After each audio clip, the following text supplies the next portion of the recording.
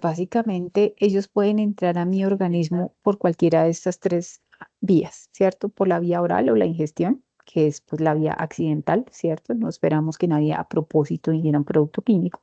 Por la vía dérmica, que es nuestra piel, ¿cierto?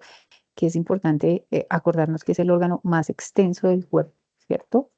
Y por inhalación, que pues es uno de los órganos, digamos, o de las vías de exposición pues más sensibles, pues porque todo el tiempo estamos respirando. ¿M? Por cualquiera de estas vías de exposición, las sustancias pueden entrar a mi organismo y generarme efectos agudos. Recordémonos que son esos efectos muy rápidos entre las células 48 horas, o efectos crónicos, que son esos efectos después de 15 o 20 años de exposición continua a la sustancia. Por eso es importante que cuando yo vaya a manipular un producto químico, me resuelva estas cuatro preguntas. Primero, tenga claro de qué sustancia se trata y reconozca su peligro a través del etiquetado. Segundo, sepa si es inflamable o no es inflamable, porque recordemos, los incendios son una de las emergencias más difíciles de controlar. Cuando yo controlo mis inflamables, minimizo ese riesgo de un incendio. Lo tercero, me pregunto si es peligroso para la salud, porque eso me va a permitir seleccionar adecuadamente el elemento de protección personal que requiero para manipularlo y si conocemos cómo reacciona, porque no es lo mismo en productos químicos, ahí sí el orden de los factores altera el resultado, ¿cierto? Y es diferente poner primero una cosa que poner la otra o poner esta en esa proporción y esta en la otra. Esas mezclas de los productos químicos me pueden desencadenar algo que son las reacciones por incompatibilidad. Esas reacciones por incompatibilidad, ¿cierto? Que son mezclas de dos o más productos químicos, me pueden generar explosiones, me pueden generar desprendimientos de llamas o calor, me pueden generar desprendimientos de gases tóxicos. Entonces, pues cuando se genera una explosión, pues fácil porque la veo, ¿cierto? Cuando se genera una llama, pues también. Pero a veces cuando hay desprendimiento solamente de calor, yo no lo veo, ¿cierto? Y solamente me doy cuenta hasta cuando cojo el recipiente y ahí se genera el accidente porque tengo ese contacto con esa superficie caliente.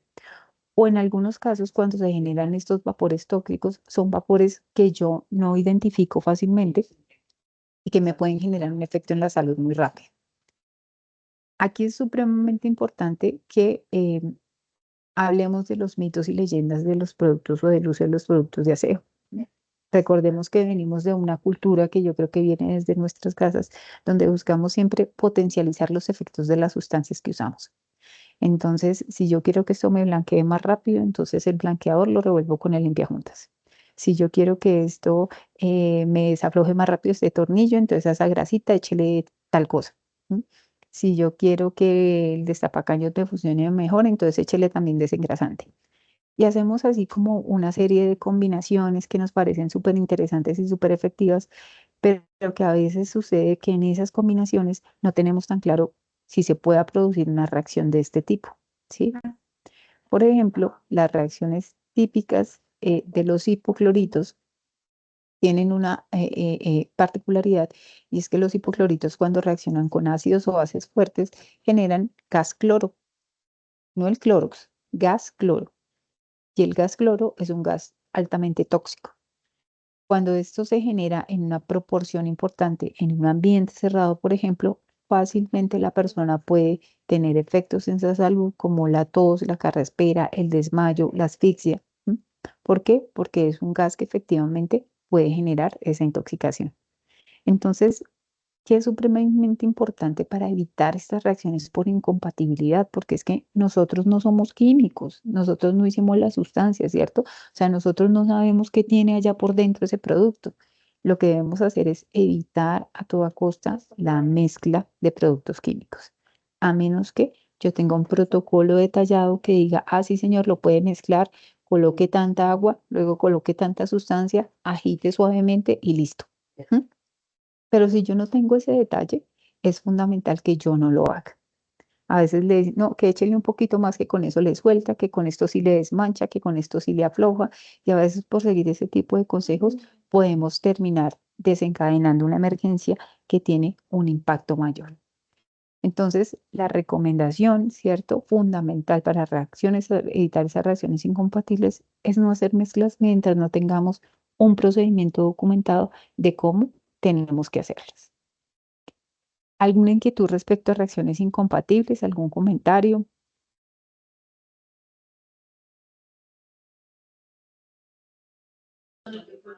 Todo claro por acá. Listo, chicos. Entonces, recordemos que cuando yo me resuelvo mis preguntas de manejo seguro de productos químicos y digo cuáles son los peligros a la salud, inmediatamente tengo que ir a poder ubicar cuáles son esos elementos de protección personal que me sirven para hacer la barrera contra esa sustancia. Normalmente, ¿cierto? Vamos a hablar de unas gafas de seguridad, ¿cierto? De una protección respiratoria y de unos guantes. Con los productos que normalmente manejamos para actividades de limpieza, los guantes y las gafas deben ser obligatorios. ¿M? Estas gafas que tienen como objetivo, pues evitar salpicaduras, porque mis ojitos, ¿cierto? Que son un regalo muy precioso que tenemos, deben estar protegidos a toda costa, no solo de una quemadura, que es lo que me produce el corrosivo, sino de irritaciones, ¿cierto? Ustedes saben, si a usted le cae un poquito de jabón, se le irrita el ojo. Si a usted le cae un poquito de limpiador, se le irrita el ojo. Si a usted le cae un poquito del limpiadillo, se le irrita el ojo, ¿cierto?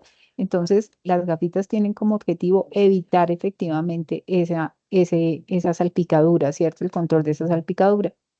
Y mis guantes, pues deben ser resistentes al producto químico que manejo.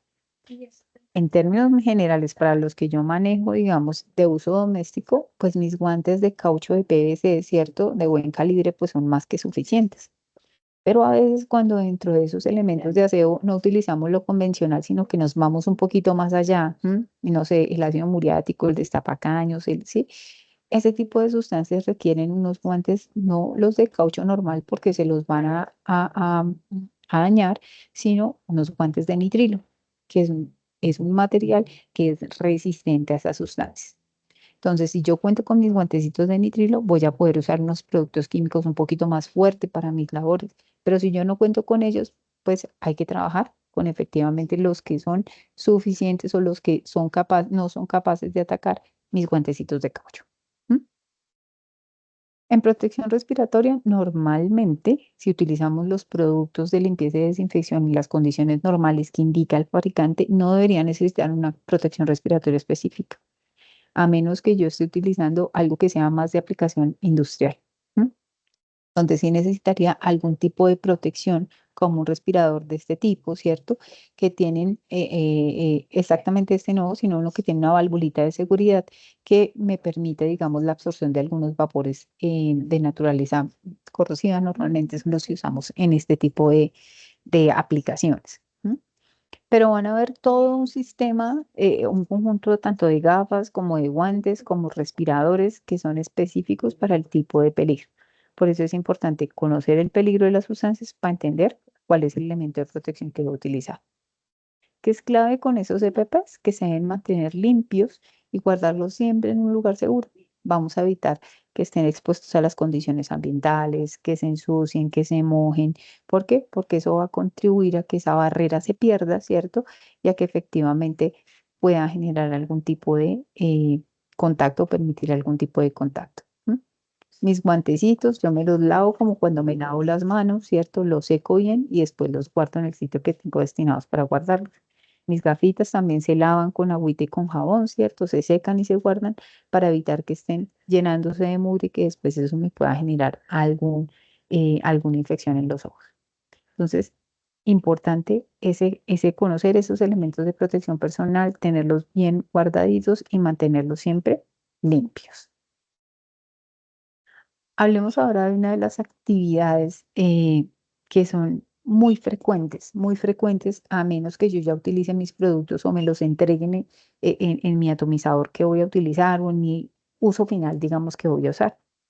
Pero comúnmente, ¿cierto? Uno recibe el galón, ¿cierto? Sea el galón de 4 litros, o sea el bidón de 20 litros del blanqueador o del jabón o de ese tipo de cosas. Y tenemos que hacer actividades de reembase, ¿sí? O el alcohol, tenemos que hacer actividades de reembase y ponerlos en un tarrito más chiquito. Esta es una actividad que en teoría es una actividad supremamente básica, sencilla, y por eso muchas veces la perdemos de vista, sobre todo cuando para nosotros el riesgo químico de pronto sentimos que es muy chiquito, ¿m? Que es muy poquito. Y resulta que es una de las actividades donde más accidentes se producen por salpicadura, ¿cierto? O por derrame. Entonces, es clave que tengamos unas buenas prácticas de reemplazo y trasvase. Esas buenas prácticas arrancan con que esta actividad sea una actividad planeada.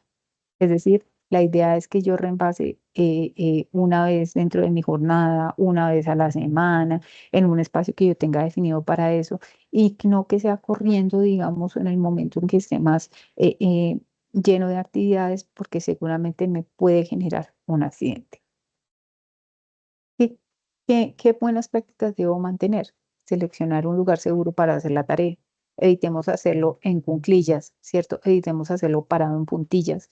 Evitemos hacerlo en espacios que no me permitan tener movilidad, porque un lugar seguro implica que si el tarro que estoy llenando o del que estoy sacando la sustancia se voltea, yo puedo moverme para evitar que eso me salpique o me caiga en el cuerpo. Entonces, es importante que seleccione ese lugar seguro. Debo seleccionar un envase adecuado. Nunca vamos a usar envases de alimentos, ¿cierto? Envases que además sean resistentes a la sustancia. A veces no, es que no teníamos más sino este tarrito, que el tarrito así todo chueco, ¿sí? ¿Por qué? Porque lo que le pusimos adentro pues está disolviendo el material. Entonces, ese envase debe ser un envase adecuado para la sustancia. Debemos tener disponible la etiqueta, ¿cierto? Con la que vamos a identificar ese nuevo tarrito. Y esa etiqueta debe cumplir con los lineamientos del sistema globalmente armonizado. Si yo no tengo esa etiqueta lista en el momento de hacer el reembase, créame que yo ya no marco ese tarro.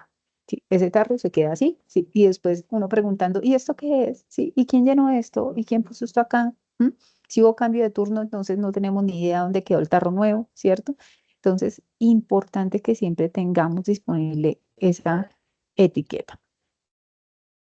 Como mínimo, para esa actividad me voy a poner las gafas y me voy a poner los guantes, como mínimo, ¿cierto?